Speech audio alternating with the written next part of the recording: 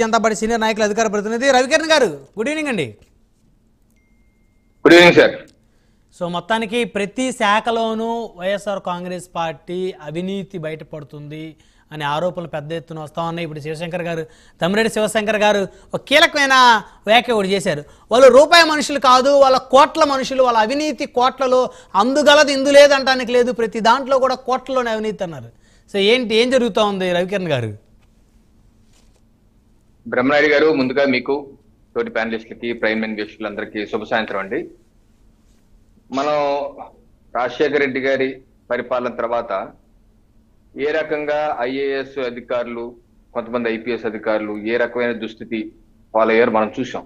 అవును, ఈ రోజు అంతకు మించి రాజశేఖర రెడ్డి గారి తనయుడు జగన్మోహన్ రెడ్డి యొక్క పరిపాలనలో అంతకు మించి తండ్రిని మించిన ఘనుడు, తండ్రిని మించిన తనయుడు అన్నట్లుగా తన పాలనలో ఎవరైతే ఐఏఎస్ కావచ్చు, ఐపీఎస్ కావచ్చు, ఇప్పుడు మధుసూదన్ రెడ్డి గారు ఐఆర్ఎస్ అధికారులు ఏ రకంగా అఖిల భారత సర్వీసెస్ లో ఉన్నటువంటి వివిధ అధికారుల్ని తనకు కావలసిన తెప్పించుకొని మరీ వాళ్ళని ఇరికించి వారితో తప్పులు చేయించి అఖిల భారత సర్వీసులకే చెడ్డ పేరు తెచ్చే విధంగా ఈరోజు రాష్ట్రంలో పరిణామాలు మనం చూస్తున్నాం.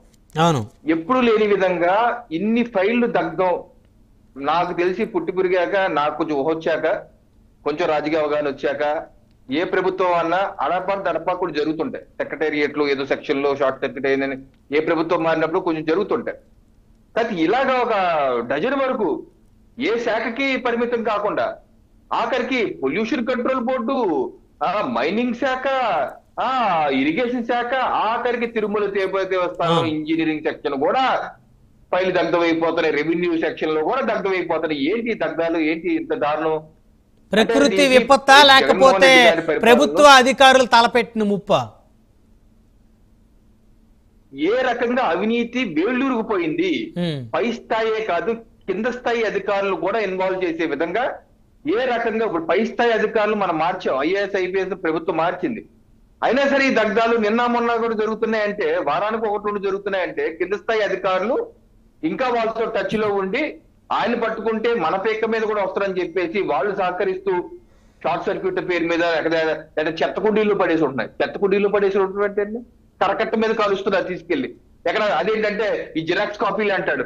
జిరాక్స్ కాపీలు అయితే కరకట్ట మీద ఎందుకు కాల్చడం? ప్రభుత్వం అనుమతి తీసుకుని కాల్చొచ్చు కదా.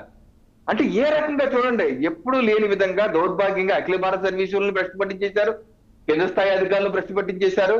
సో ఇందు కలడు అందు లేడని సందేహం వలదు, అవినీతి ఎందెందు వెతికినా అందంతే కలడు అన్న దానికి ఈరోజు ఏపీ ఫైబర్ నెట్ పరిస్థితి చూస్తుంటే అత్యంత దారుణమైన పరిస్థితులు. ప్రభుత్వం ఇచ్చినటువంటి జీవో చూస్తుంటే ఒక ఐఆర్ఎస్ అధికారి జీవో నెంబర్ 75, ఈ జీవో నెంబర్ 75 ఈ రోజు ఇచ్చినటువంటి ప్రభుత్వం ఇచ్చిన సస్పెన్షన్ ఆర్డర్ లో చాలా స్పష్టంగా ప్రభుత్వం చెప్తుంది, serious irregularities and financial mismanagement in APFC during his tenure as MD. And also ప్రభుత్వం ఏమంటుందంటే there is apprehension of tampering of records and destruction of evidence by them during the influence of Madhusudan Reddy. అంటే మధుసూదన్ రెడ్డి గారి ఆధ్వర్యంలో ఎవరైతే recruit చేయబడ్డారో వాళ్ళ సహకారంతో ఈయన tampering చేసే అవకాశం ఉందని ప్రభుత్వం భావిస్తుంది. అంటే సీరియస్నెస్ చూడండి. ఒక ఐఆర్ఎస్ అధికారి, ఇండియన్ రైల్వే సర్వీసెస్ అధికారి ఎండిగా వచ్చి దాన్ని బాగు చేయవయ్యా అంటే ఆయన ఆగస్టు 2019లో తీసుకొచ్చారు జగన్మోహన్ రెడ్డి గారు. ఆ రోజుకి ఏపీ ఫైబర్ నెట్ లో ఉన్నటువంటి కనెక్షన్స్ 10 లక్షల కనెక్షన్. యాక్చువల్ గా ఇది ఏపీ ఫైబర్ నెట్, దాని ఫైబర్ నెట్ కనెక్టివిటీ రాష్ట్ర వ్యాప్తంగా ఇచ్చింది కేంద్ర ప్రభుత్వం. కేంద్ర ప్రభుత్వం డిజిటల్ ఇండియా పథకంలో భారత్ నెట్ అనే స్కీమ్ తీసుకొచ్చి ఆంధ్రప్రదేశ్ రాష్ట్రాన్ని, అలాగే రాజస్థాన్ అనుకుంటా 1-2 రాష్ట్రాన్ని పైలట్ ప్రాజెక్ట్ గా తీసి అన్ని గ్రామాలకి ఇంటర్నెట్ కనెక్ట్ ఇచ్చే భారత్ నెట్ పథకం కేంద్ర ప్రభుత్వం, ఖర్చు అంతా కేంద్ర ప్రభుత్వం. సో ఆ బ్యాక్ బోన్ అంతా నెట్వర్క్ ప్రధానమంత్రి నరేంద్ర మోడీ గారు కేంద్ర ప్రభుత్వం అందించిన బ్యాక్ బోన్, దాన్ని ఉపయోగించుకొని గ్రామాన తక్కువ ధరకి ఇంటర్నెట్, మొబైల్ సర్వీసెస్ అంటే డేటా కాలింగ్స్, అలాగే కేబుల్ నెట్వర్క్ ఇవ్వటానికి రాష్ట్ర ప్రభుత్వం కూడా ఏపీ ఫైబర్ నెట్ ని ఫామ్ చేసి ఆ సర్వీసెస్ ఇవ్వటానికి ముందుకు వచ్చింది. సో కేంద్ర ప్రభుత్వం నెట్వర్క్ అంతా చేసి 2019లో ఆ ప్రభుత్వం దిగిపోయే టయానికి 10 లక్షల కనెక్షన్స్ ఉన్నాయి బ్రహ్మనాయుడు గారు. అలాగే ఉద్యోగులు కూడా దగ్గర 120 మంది ఉన్నారు అంతే. ఏ అప్పులు లేవు, ఏ పెద్దగా రుణాలు లేదు, సాఫీగా సాగుతుంది. 2019కి 2019కి ముందు జగన్మోహన్ రెడ్డి గారి ప్రభుత్వం రాకముందు Okay. చెప్తున్న పరిస్థితి. అలాంటి జగన్మోహన్ రెడ్డి గారి ప్రభుత్వం వచ్చాక ఈయన ఛార్జ్ తీసుకున్నాక ఆ రోజు ప్రెస్ వాళ్ళు అడిగితే ఈయన ఏం చెప్పారంటే, గత ప్రభుత్వం దీన్ని నెట్వర్క్ సరిగ్గా వినియోగించుకోలేదు, నేను దీన్ని 10 లక్షలని 50 లక్షలకి పెంచుతాను, 50 లక్షల ఖాతాదారులు వచ్చే విధంగా చేసి మంచి రెవెన్యూ తీసుకొస్తాను, అప్పటికి కనెక్షన్ కి గత ప్రభుత్వం 235 రూపాయలు తీసుకుంటుంది, సో అది కూడా నేను తగ్గిస్తాను, ఇంకా మెరుగ్గా చేస్తాను, లాభాల బాటలో తీసుకొస్తానని చెప్పిన మధుసూదన్ రెడ్డి గారికి నిర్వాహకం ఏంటంటే 4 ఏళ్ల తర్వాత తిరిగి చూస్తే 1250 కోట్ల వరకు అప్పులు, ఆ అప్పులు తెచ్చి ఏం చేశారో ఎవరికి తెలియదు. ఉద్యోగులు 120 మంది ఉంటే ఇప్పుడు ఆయన దిగిపోయే టయానికి 1400 మంది దాంట్లో ఒకళ్ళిద్దరే గవర్నమెంట్ ఉద్యోగులు, మిగతాలంతా కాంట్రాక్ట్. అంటే వాళ్ళు ఏం చేస్తారు సార్? 120 నుంచి 1400 మంది అంటే వాళ్ళు ఏం చేస్తారు అక్కడ? ఇప్పుడు ఒక నివేదిక ఏం చెప్తుందంటే, కడప పులివెందుల నుంచి 500 మందిని అపాయింట్ చేస్తున్నారు, ఇష్టం జీతాలు ఇస్తారు, వాళ్ళు ఎవరు విధులకు రారు, వాళ్ళు ఎవరు కనపడరట, జీతాలు మాత్రం వెళ్ళిపోతున్నాయి. పోనీ వాళ్ళు డిగ్రీ హోల్డర్సా? జీతాలు గతంలో చంద్రబాబు నాయుడు హయాంలో జీతాలకి 4 కోట్లు 5 కోట్లు అయితే ఇది సంవత్సరానికి, ఇప్పుడు ఈయన హయాంలో 50 కోట్లు అవుతుందంట జీతాలు. వాళ్ళు ఎవరు తెలియదు, ఫీల్డ్ అసిస్టెంట్లు అంటారు, ఏదో అంటున్నారు, అది ఎవరికి తెలియదు. వీళ్ళందరూ ఫీల్డ్ లో అదేంటని అడిగితే ఫీల్డ్ లో పనిచేస్తా అంటారు. పోనీ ఫీల్డ్ లో పనిచేస్తే అంత ఫీల్డ్ లో పార్టీ కోసం ప్రచారం చేస్తారేమో, వీళ్ళందరూ పార్టీ వర్కర్స్ లేకపోతే సిఫార్సు లేఖలు ఇవ్వటం, వాళ్ళకి ఇష్టం పెట్టేయటం. మళ్ళీ పోనీ ఇంతమంది సిబ్బంది ఉంది కదా, ఏపీ ఫైబర్ నెట్ టెక్నికల్ సమస్యలు ఉంటే మరి సిబ్బంది పరిష్కరించాలి కదా, అలా కాదట. మళ్ళీ దీన్ని యాన్యువల్ మెయింటెనెన్స్ కి మధుసూదన్ రెడ్డి గారు అన్నయ్యకే ఇచ్చారు, సొంత అన్నయ్యకే. ఇది 12 కోట్లు, సంవత్సరానికి 12 కోట్లు చెప్పడం ఆయనకి మెయింటెనెన్స్. ఆయన ఏం చేస్తారు సార్? ఆయన ఏం చేస్తాడో చూస్తూ ఉంటాడేమో మరి. అక్కడ రాగలేదు. హెచ్ఆర్ డిపార్ట్మెంట్ ఇన్ఛార్జ్ ఎవరంటే ఆయన మధుసూదన్ రెడ్డి మేనల్డే అట.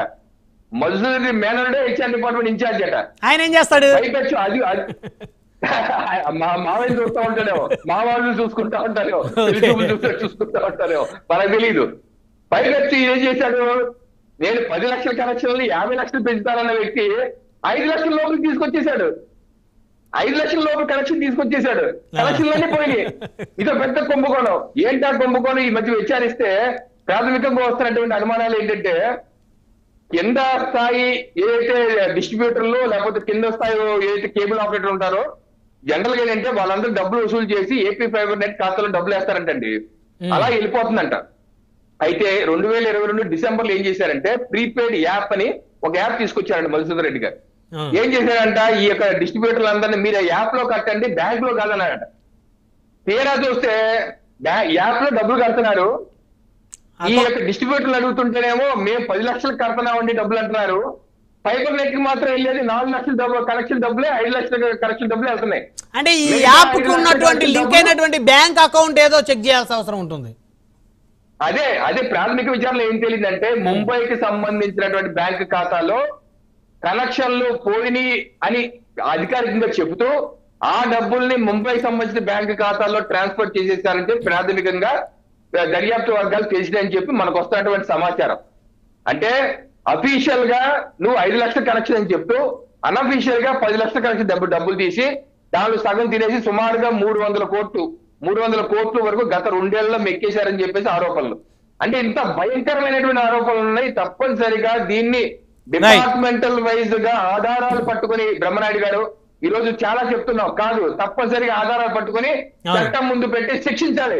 శివశంకర్ గారు చెప్తున్నట్టు వీళ్ళు శాశ్వతంగా భద్రం చేసే విధంగా రాష్ట్ర ప్రభుత్వ విచారణ అధికారులు చేయాలి. కానీ ఈ రోజు మనం ఏదో మాట్లాడేసుకొని మళ్ళీ దులిపేసుకొని రేపు వచ్చే నెలలో మళ్ళీ పోస్టింగ్ ఇచ్చేసి ఇటువంటి పరిస్థితులు ఉండకూడదు. This should be a lesson for everyone. తప్పనిసరిగా తీసుకొచ్చి చర్యలు చేసి శాశ్వతంగా సస్పెండ్ చేస్తే గానీ ఈ సమస్యకు పరిష్కారం దొరకదు.